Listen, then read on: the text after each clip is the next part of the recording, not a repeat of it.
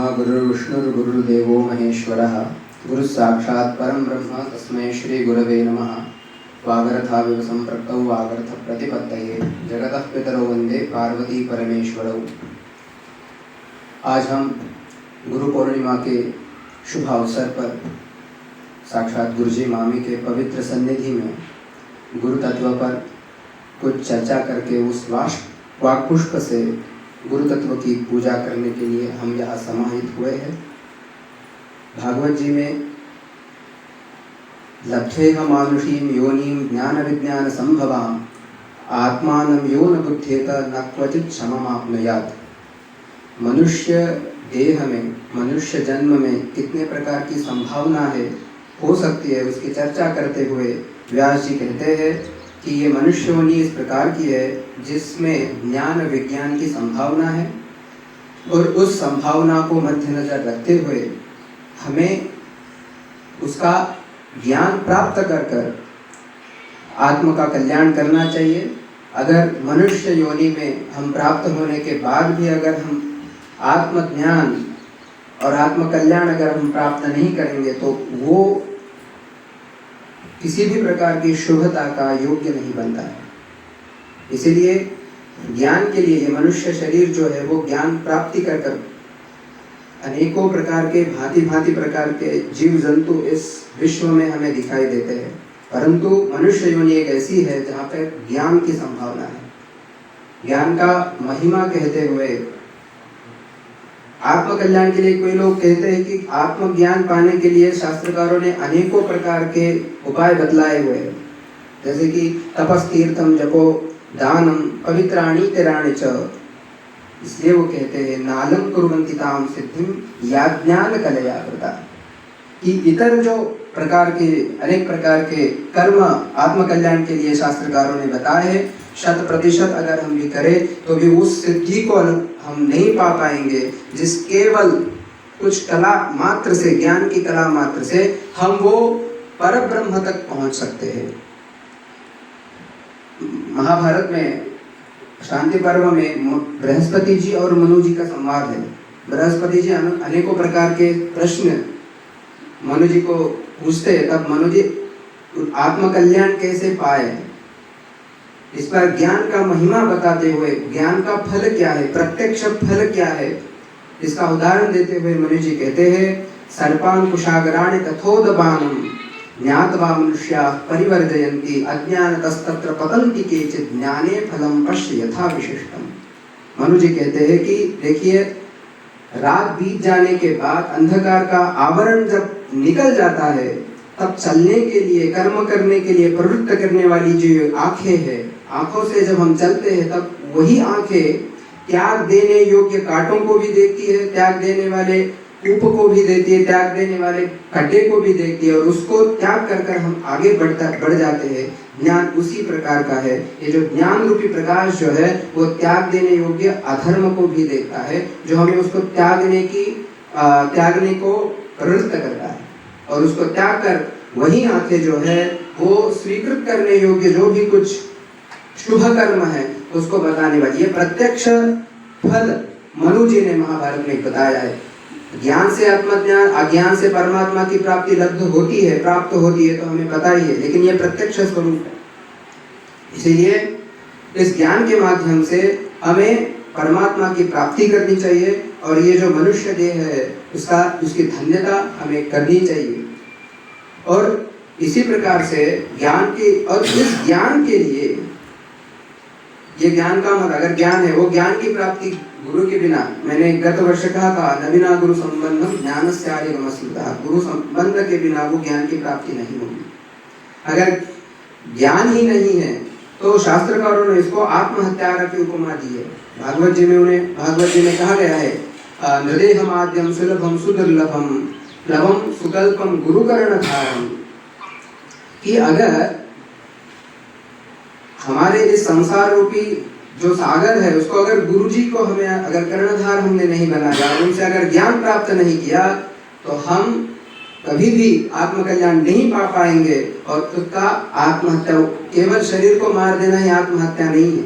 गुरु जी के पास उनके पास जाकर उनकी सेवा करते हुए ज्ञान नहीं प्राप्त किया, और उस ज्ञान नहीं प्राप्त करने से जो हमारी हानि होने वाली है, वो हानि भी आत्महत्या स्वरूप है।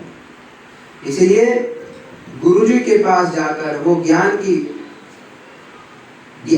गुरु तत्व का महिमा कैसा है, गुरु तत्व कैसे, गुरु तत्व गुरु जी के पास जाकर वो हमें एहसास करवाते हैं, और तब जाके जो रियलाइजेशन होता है, तब जाके जो एहसास होता है कि हमें आत्मकल्याण चाहिए। एक बार एक विदेशी बनिया था, व्यापारी, अपने व्यापार पर चल पड़ा। यात्रा पुराने जमाने की बात थी, उसकी कार से चल पड़ा, जंगलों से वो जा रहा था। जाते हुए उसकी गाड़ी बंद हो गई, कार बंद हो जाती। पुराने जमाने की कार थी, जब इंजन बंद हो जाता था तो उसमें पानी डलवाना पड़ता था। ड्राइवर ने बताया कि अभी गाड़ी खराब हुई है, पानी डलवाना पड़ेगा, इसको कम से कम 15 मिनट तो लग जाएंगे। तो आप ठीक है, उसका नाम था जॉन। तो ठीक है, कोई बात नहीं है, तब तक मैं जंगल में टहल के आता हूँ, देखता हूँ। जैसे वो बाहर आया, बाहर आते ही वो जंगल का जो रमणीय निसर्गरम्य दृश्य देख रहा था, तब उसको एक झोपड़ी वहां पे दिखी। देखते ही उसने उसके पास जाके उसको देखने का प्रयास करा। हुआ वहां से एक आवाज आई, हु करके आवाज आती। उसने बोला, आई एम मिस्टर जॉन, मेरा नाम जॉन है। फिर से आवाज आई, हूँ। फिर से बोला, शायद मेरे पिताजी का नाम बोलता हुआ। फिर से पिताजी का नाम बताया। फिर से आवाज आई, हूँ।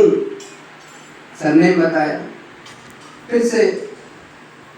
फिर उसने बताया कि शायद मेरा देश का बारे में पूछ रहा होगा, मैं इस देश का अमुक देश का हूँ। फिर से पूछा, मेरा बिजनेस है, ये है, पूरे सारी बातें। जब छठी बार उसने हूँ बोला, तब उसके पास कोई उत्तर नहीं था। जैसे ही वो बात कर रहा था, उसकी गाड़ी ठीक हो गई, ड्राइवर साहब आ गए। ड्राइवर ने बोला, गाड़ी तो हो गई, चलिए आप, लेकिन आप बात किससे कर रहे? बोला, यहाँ पे कोई तो है जो मुझे पूछ रहा है, हूँ, कौन है तू? इसलिए मैं हूँ कर रहा है, इसलिए मैं उसके प्रश्नों को मैं उत्तर दे रहा हूँ। बोले, कुछ नहीं, वो भालू है, भालू का आवाज हूँ होता रहता है, आप चलिए। अब दरवाजा उघड़ा है गाड़ी का, बैठिए, अब हम आगे यात्रा पे चल पड़ेंगे। उन्होंने कहा, अब तो यात्रा चलेगी। लेकिन छठी बार उसने जब हूँ बोल के पूछा, तब 5 बार जब उसने पूछा, तब मुझे संसार से मिले हुए सारी उपाधियों को मैंने बता दिया था। जब छठी बार उसने पूछा तो मेरे पास कोई उत्तर नहीं था कि मैं हूँ। इसलिए अब यात्रा तो करूंगा, लेकिन व्यापार की यात्रा नहीं, अब आत्मज्ञान की यात्रा पर चल पड़ूंगा। इस साधारण पशु ने ये पूछने के बाद मेरे पास अगर उत्तर नहीं है तो मुझे स्वयं को खोजना चाहिए। इसलिए वो आत्मज्ञान के यात्रा पर निकल पड़ा। ये गुरु तत्व की महिमा है। गुरु तत्व जो है हमारे अंदर एक एहसास, एक जागृति, ज्ञान के प्रति, परमात्मा को प्राप्त करने के प्रति, ये गुरु। इसलिए कबीर जी एक कहते हैं कि गुरु कुंभार शिष्य कुंभ है, घड़ी घड़ी काटे खोड़, अंदर सहारा हाथ दे, बाहर मारे चपेट।